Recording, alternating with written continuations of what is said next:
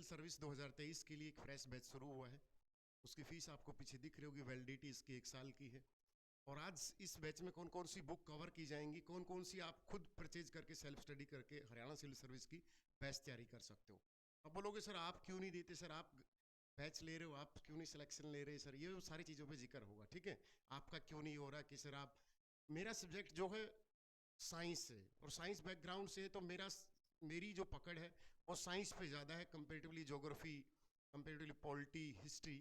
तो आपको मैं इस यहाँ पर साइंस कवर करवाऊंगा। तो और सारे जो टीचर हैं वो अपने अपने सब्जेक्ट में बेस्ट हैं। तो वो पूरी टीम है, वो एक साल की वैलिडिटी है। इसमें कोर्स में आप कभी भी वीडियो लेक्चर देख सकते हो।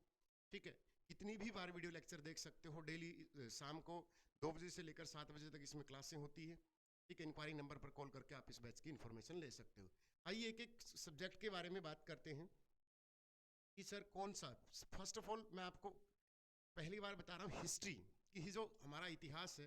वैसे तो इतिहास की बात करें तो हमारी जो 6ठी से 12वीं तक की जो एनसीईआरटी की बुक होती है सबसे बेस्ट होती हैं।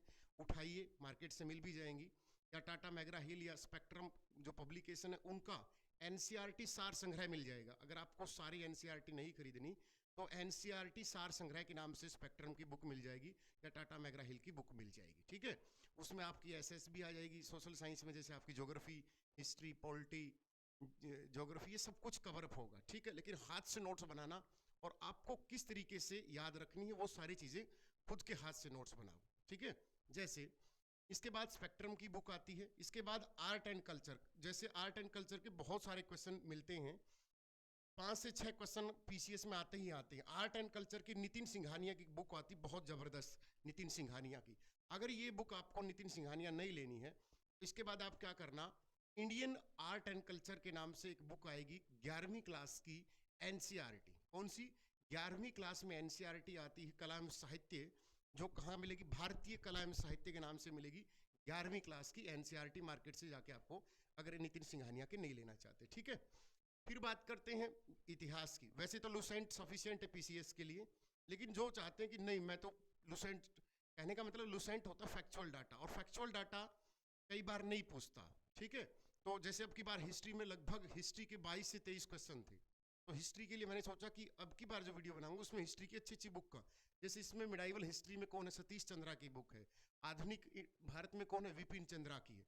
तो बहुत सारे ऐसे पब्लिकेशन है, परीक्षा वाणी की भी आती है, महेश बर्णवाल की भी आती है इसमें हिस्ट्री के लिए।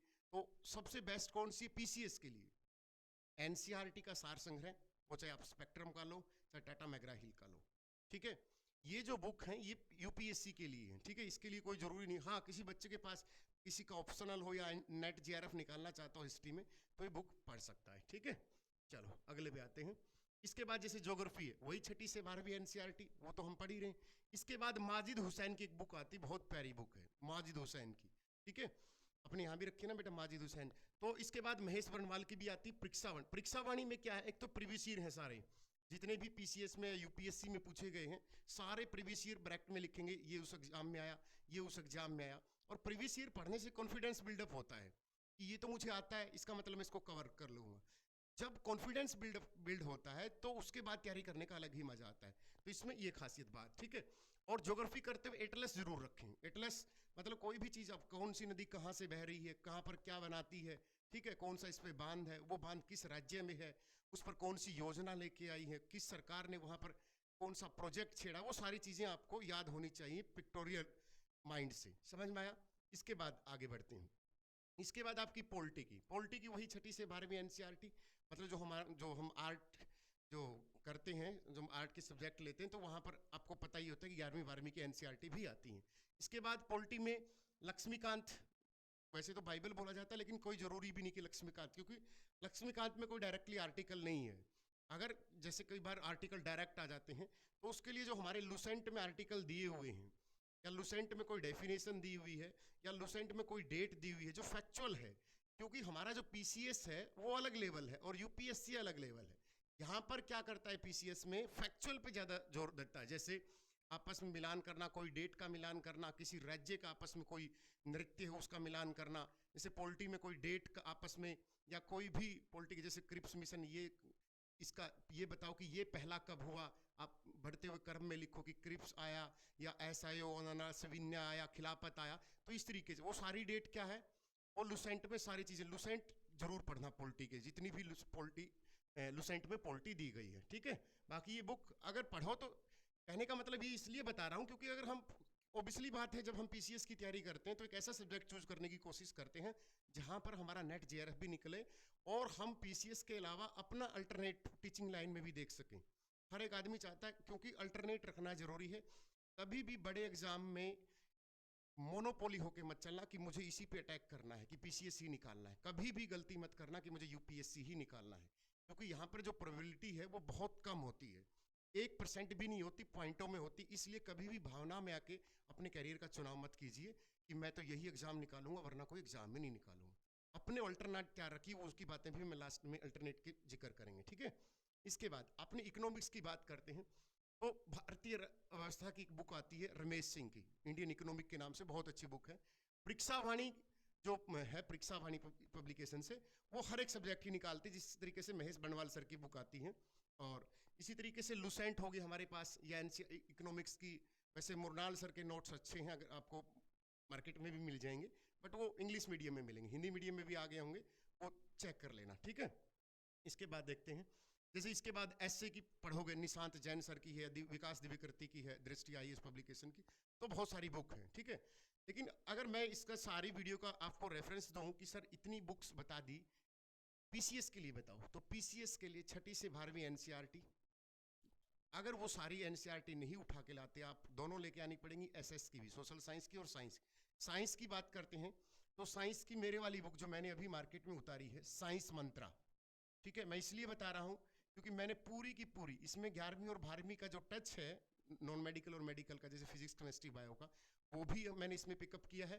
दूसरा, इसमें एनसीईआरटी पूरी की पूरी, जो 6ठी से 10वीं तक हम जर्नल साइंस पढ़ते हैं, पूरी की पूरी इसमें उतारी, साइंस मंत्रा। आप masterreading.com से भी ले सकते हो, या किसी भी आप फ्लिपकार्ट अमेजोन से ले सकते हो, या किसी भी शहर में, मुखर्जी नगर में भी आपको हर बुक शॉप पे मिल जाएगी, साइंस मंत्रा भाई सुनील बुरा सर के नाम से, ठीक है। इसके बाद हम एनसीईआरटी जो 6ठी से 12वीं है वो सारी कवर करने की कोशिश करना। अगर आप ये साइंस मंत्रा नहीं भी परचेज करते, आपके पास पहले से साइंस की, या लुसेंट की भी एक साइंस आती है, किस नाम से, सामान्य विज्ञान के नाम से, बहुत प्यारी बुक है लुसेंट सामान्य विज्ञान। आज से पहले आपने यही पढ़ा होगा जो बच्चे वनडे एग्जाम की तैयारी करते हैं, कि सर लुसेंट एक बुक है जो जीके की है, जीके के अलावा बेटा सामान्य विज्ञान जर्नल साइंस की भी बुक आती है, दोनों लैंग्वेज में है, ये बाइलैंग्वेज है। इसकी जो एक हिंदी मीडियम भी आती है और इंग्लिश भी, जो भी आपका माध्यम हो आप दोनों इसमें ले सकते हो, ठीक है। तो मैं ये कह रहा था कि एनसीईआरटी 6ठी से 12वीं, पॉलिटी के लिए लक्ष्मीकांत, हिस्ट्री के लिए लुसेंट उठाओ, आर्ट एंड कल्चर के लिए नितिन सिंघानिया, या 11वीं की NCERT Indian art and culture वाली बुक उठाओ, ठीक है। ज्योग्राफी के लिए माजिद हुसैन वाली उठा लो, इंडियन इकोनॉमिक्स के लिए लुसेंट पढ़ लो, या करंट अफेयर के इशू रखना इकोनॉमिक्स में कि करंट अफेयर के क्या क्या इशूज चल रहे हैं, ठीक है। इंटरनेशनल रिलेशन पीसीएस में परी में आते ही नहीं, इतना कि 1-2 क्वेश्चन पूछा, वो करंट अफेयर में सीए में हम कवर कर लेंगे, ठीक है। तो ये सारी चीज़ें थी, ये थी आपकी पीसीएस की वीडियो। बाकी 1-2 वीडियो और बनाऊंगा ताकि कुछ इनमें कुछ सुधार लाने की गुंजाइश हो। बाकी आपकी कोई भी डाउट है पीसीएस को लेकर, चाहे आप यूपी पीसीएस हो, चाहे बिहार पीसीएस हो, चाहे हरियाणा सिविल एचसीएस हो, तो आप जो भी आपको डाउट हो किसी भी चीज़ को लेकर, बैच को लेकर, बुक्स को लेकर, तो आप कमेंट सेक्शन में अपना कमेंट डाल सकते हैं।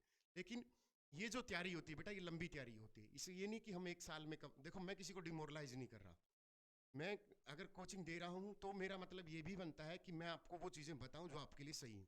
मेरे लिए तो यही सही है कि बेटा ये गारंटी बैच ले लो, इसमें तुम्हारा सिलेक्शन नहीं। अभी भी झूठ बोल के आपके 2 पैसे कमा भी लेंगे तो वो पैसे भगवान कहीं ना कहीं को निकाल लेगा, ठीक है। पढ़ना आपको पड़ेगा, लंबी तैयारी है, लंबी रेस के घोड़े होते हैं जो पीसीएस के होते हैं, यूपीएससी के, और इसमें घोड़े कई बार फेल भी हो जाते हैं, ऐसा नहीं है, क्योंकि प्रोबेबिलिटी बहुत कम होती है। इसलिए अपने अल्टरनेट रखिए। जैसे आप पीसीएस की तैयारी करने तो अपने सब्जेक्ट में नेट जेआरएफ निकाल लिए, अपने सब्जेक्ट में एसटेट सीटेट निकाल लिए, ताकि कोई भी स्टेट की वैकेंसी आए, या केवीएस में, एनवीएस में, या आपकी डीएसएसबी में वैकेंसी आए, तो वहाँ पर हम अप्लाई कर सकें उस सीटेट के बेस पर, उस कोई भी जो हमारा एग्जाम निकलता है सीटेट, उसके बेस पर, एसटेट के बेस पर, या नेट के बेस पर, या फिर जैसे साइंस बैकग्राउंड से आते हैं वो गेट को निकाल कर अपना पीएचडी में अपना इनरोल करें कहीं पर भी, किसी भी आईआईटी से या किसी भी नीट से या किसी भी अच्छी यूनिवर्सिटी से, तो अल्टरनेट रखना ज़रूरी है जब भी हम किसी बड़े एग्जाम की तैयारी करते हैं। यूपीएससी में अक्सर देखा गया है, जितने भी अच्छे हैं जो मतलब पास करते हैं या जो नज़दीक पहुंचते हैं, उनके जब मिलते जुलते हैं तो ओबियसली बात है वो या तो आईआईटीएन होगा, एमबीबीएस होगा, या उसके पास नेट जेआरएफ होगा, पहले से कोई जॉब भी जरूर होगी, ऐसा चांस है। क्योंकि उसके बाद मैच्योरिटी आ जाती है और मैच्योरिटी के बाद तैयारी करने का एक अलग ही मजा होता है। दूसरा एक वो हो जाता है कि मतलब बाउंस बैक होता है, कि उसकी बैक हो जाती है कि मेरे पास जॉब है पहले से ही, तो उसको ये डिप्रेशन का फेज नहीं आता उसके पास। क्योंकि बिना जॉब जब हम 30 के नज़दीक चले जाते हैं तैयारी करते करते, 28 के चले गए, 29 के हो गए, 30 के हो गए, तो डिप्रेशन फेज आने लग जाता है और फिर तैयारी भी वो इम्पैक्ट डालता ही डालता है। ठीक है, तो लवी सभी को बेस्ट ऑफ लक मेरी तरफ से आने वाले सभी एग्जाम्स के लिए। कोई भी डाउट हो तो अपना कमेंट सेक्शन में अपना कमेंट डाल सकते हैं। ठीक है, तो नीचे डिस्क्रिप्शन में आपका लिंक दिया गया है या इंक्वायरी नंबर आप